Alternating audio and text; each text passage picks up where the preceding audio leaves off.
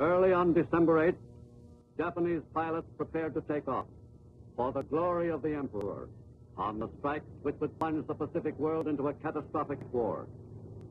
When Nippon embarked on its program of large-scale conquest, its forces were ready to lash out immediately at a number of targets of prime importance. From Japanese bases on Formosa soon after daybreak, the advance guard of the attacking forces started south. Only 270 miles away lay the great, sprawling Philippine archipelago.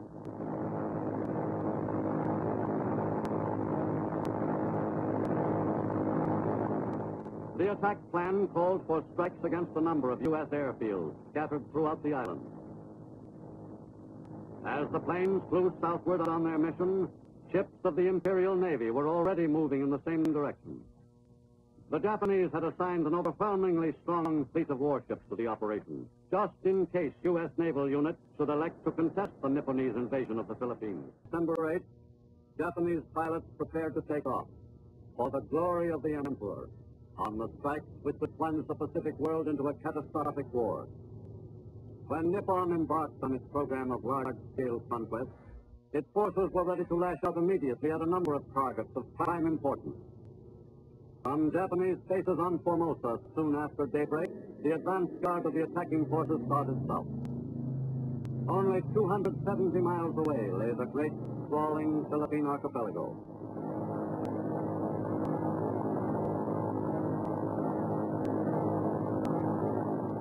The attack plan called for strikes against a number of U.S. airfields scattered throughout the island. As the planes flew southward on their mission, ships of the Imperial Navy were already moving in the same direction. The Japanese had assigned an overwhelmingly strong fleet of warships to the operation, just in case U.S. naval units should elect to contest the Nipponese invasion. The assaults on Leyte carried the fighting forces of the Southwest Pacific some 2,500 miles from the point on New Guinea where the offensive against the enemy in that theater had begun. Right on schedule, the assault troops landed. Soldiers of the 10th Corps of the U.S. 6th Army. The landing near Tacloban went off smoothly, and U.S. forces quickly set about securing a position of sufficient area to facilitate a successful defense. On the Nashville, General MacArthur and Philippine President Sergio Osmeña prepared to go ashore several hours after the first waves landed. Osmeña was returning to his native land after an absence of some 2.5 years. The general set foot on Philippine soil for the first time since his departure from Corregidor in March 1942. About 20 miles to the south at Dulag, GIs of the 24th Corps made a second landing, coordinated with the invasion near Tacloban. By the end of D-Day, the beaches were secure, and the area was given enemy mines. While the beachhead was being cleared, the 96th Division... Without any question, it was the happiest moment of our lives.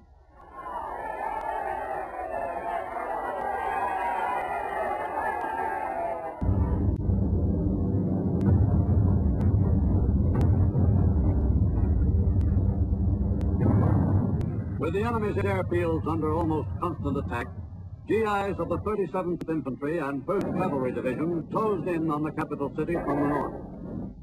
By February 4th, both divisions were moving through the suburbs and were ready for the crucial battle.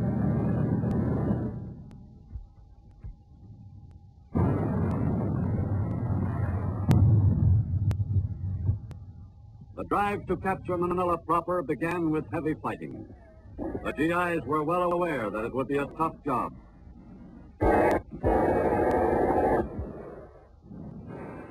The enemy was prepared to defend every building and took a heavy toll of U.S. fighting men. The streets of Manila turned quickly into a battleground.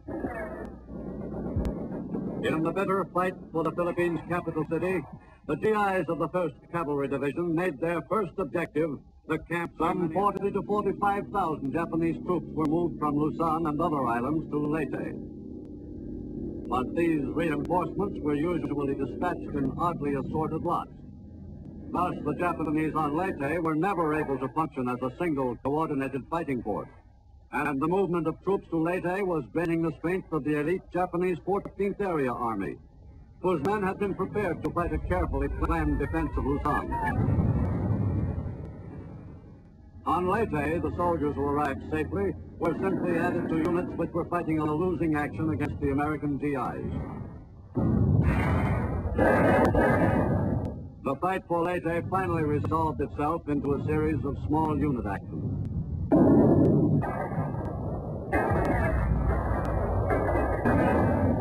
By February 23rd, the fight for Manila was centered in the Intramuros, the old walled city.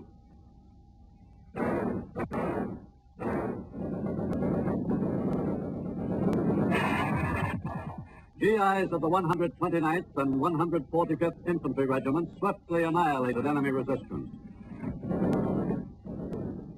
For 4 weeks, Manila existed in a state of complete chaos. To the residents of Manila, February 1945 was a month of horror.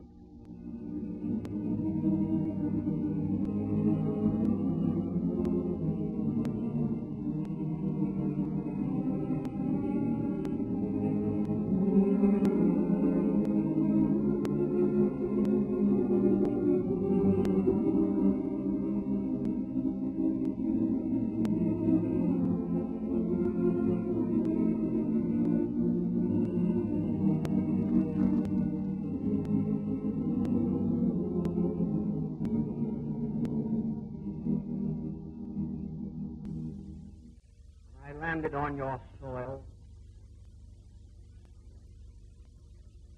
I said to the people of the Philippines whence I came, I shall return. Tonight, I repeat those words. I shall return. Nothing is more certain than the ultimate reconquest and liberation from the enemy of those. With the enemy in control of almost all of Luzon, General Douglas MacArthur, the American commander, left the island on orders from Washington and assumed new duties in Australia. The general arrived on the down-under continent to take over the preparations for mounting an offensive against the enemy at the earliest opportunity. The general's family, part of the small group which had made the hurried journey from the Philippines, remained as close to him as his military associates during those trying wartime years. This was only the first stop in a series of moves which would eventually lead to MacArthur's north again. The early months of 1942 were decisive ones for the U.S. The new commander of the Southwest Pacific Theater, General MacArthur, began at once to supervise the build-up. In Manila, the start of the Japanese occupation was celebrated by the invaders with a parade through the center of the city. The seizure of the Philippine capital gave the Nipponese more satisfaction than most of their other conquests. Most gratified of all was the Japanese commander, General Masaharu Homma, to whom this day was one of the most memorable of his military career. General Homma would have found it hard to believe that this city, whose people regularly paid him deference on Japanese proclaimed holidays, would 4 years later be the setting for his execution for war crimes. But during early 1942, it was hard for the Filipinos to see beyond the Japanese occupation, to visualize their country again free from the yoke of the conqueror. Under Japanese rule, some Filipinos openly collaborated with the invaders. A few of these opportunists, striving for favor with the conquerors, had held important posts in the government of the Philippine Commonwealth before the fall of Manila prompted them to become Far Eastern prisoners.